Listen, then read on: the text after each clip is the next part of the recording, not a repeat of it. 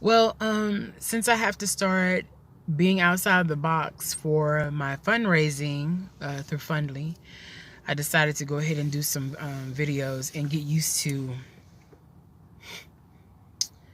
myself. So I decided to go ahead and talk about things that are near and dear to me, or that kind of make me say, or just, a little bit interesting. So I was wanting to talk about mental health, but maybe I'm gonna back it up a little bit and say I'm gonna talk about knowing yourself and loving yourself. So what do I mean when I say loving yourself? Okay, I'm not talking about that emotion that has your heart thumping and you sweating in places you don't want to be sweating, and you feeling about people in ways that are, you know, interesting. I don't mean that. I mean understanding yourself on a level that essentially transcends, on a level that takes you to other places. So when you understand yourself and you have this grasp of who you are, even as you change and as you evolve and you re-examine things and you look at yourself again and you learn yourself again, things just start to fall into place. Um, you respect things. You respect life. You respect existence because you understand things a little bit more. You understand your place in it. You accept your place in it, and it comes to this point where you just perceive it as okay, and it's not something you have to combat. It's not something that you need to kind of push and pull to prove or to make sense to you. So I really feel like it's important to know who you are, to be accepting of who you are. It doesn't matter if anybody else accepts who you are. It doesn't matter if your mom, your dad, your grandmother, your best friend. It really doesn't matter. And just because they don't accept who you are at your core doesn't mean you have to cut them loose. You don't need to punish someone because they're not on your level. You just have to be on your level and be honest to your level and keep it moving. So I think in addressing mental health concerns, the first step should be understanding self. However it comes, however you define yourself, however you perceive who you are, you should grasp hold to it and don't let it go. The only reason you should let it go is because you've grown somewhere. In some area you've grown. You've gone back, you looked, and you're like, okay, you know what? This doesn't mean the same thing to me anymore. And this goes over here and this goes over there. And you have to readjust some things so that you're still true to yourself. So I really think that that's just the first step. Secondly, you really have to, when learning who you are, you really have to grab hold to your essential truth. Okay, so what does that mean? Does that mean that everybody has a different truth? Okay, yes. Everybody does have a different truth. Even though we are alike, and when I say we're alike, we can have sex together and we can have children that make sense. That we're not having like deformed kids. We're not having children that aren't viable. We are compatible in those ways. So looking at it from a natural standpoint was similar. But when it comes down to how we think, how we see things, how we interact, how we react, there might be like a little bit of a difference. There could be a lot of difference. I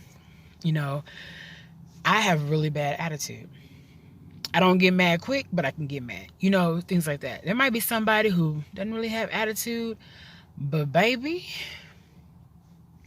in a split second, it's on. Y'all need to back up because I'm handling some stuff. So we all have different ways of handling things, different ways of seeing things, and different ways of understanding. And there's nothing wrong with that. Like, there's no reason to get mad at whoever because they question your truth or they say your truth is not true. There's really no reason. I don't know, you know, I'm going to bring up some Bible stuff. Not verses, but I was always taught you don't argue the Bible. If you talk about the Bible's the Bible. What you going to argue about it for? You are you. Your truth is your truth. What you need to argue your truth for? It's still true. Let's say you get into a debate and you lose a debate. Your truth is still true. Just because you lost a debate doesn't mean it changed. It's still true. So what's the point of arguing about it? If somebody's not where you are, if somebody doesn't understand what you understand, why waste your time and your energy? Just be like, okay, that's straight. Okay. You have a good one. And that's really all that's needed. I mean, what's the point? We need to we need to learn how to let stuff go. And I need to practice what I preach to. Sometimes I don't let stuff go. But socially, as a race, as a species, as dwellings of this earth, we need to learn how to let things go and let it be okay to let go. Like, okay, I'm good. Don't be festering over it 3 weeks from then, saying, huh, that boy didn't know what he was. You know, it's not even necessary because you're just riling stuff up for yourself. But anyway, I didn't really want to make it long. I am long-winded, so I probably should have said that at the beginning. But I really think if we just sit down and we think about stuff like that,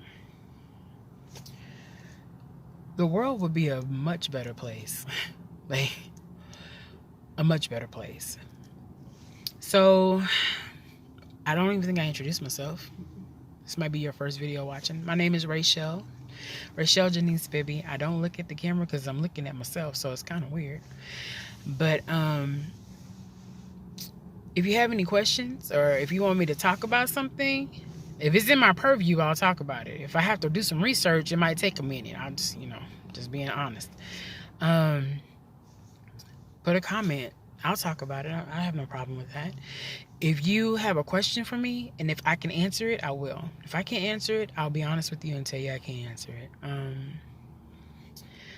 No one person has all the answers. So, I mean, yeah. But, yeah, feel free to comment. You can criticize. I mean, I guess that's really a big part of this world too. Criticism. I don't like it very much, but hey, whatever.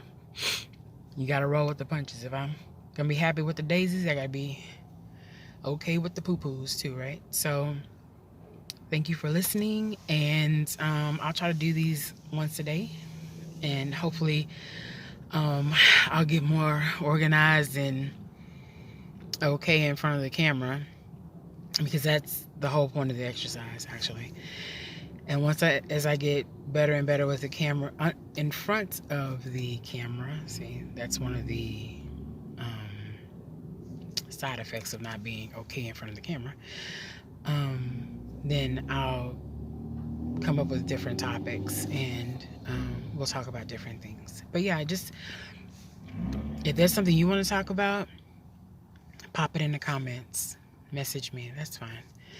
Thank you very much for listening, and have a great day.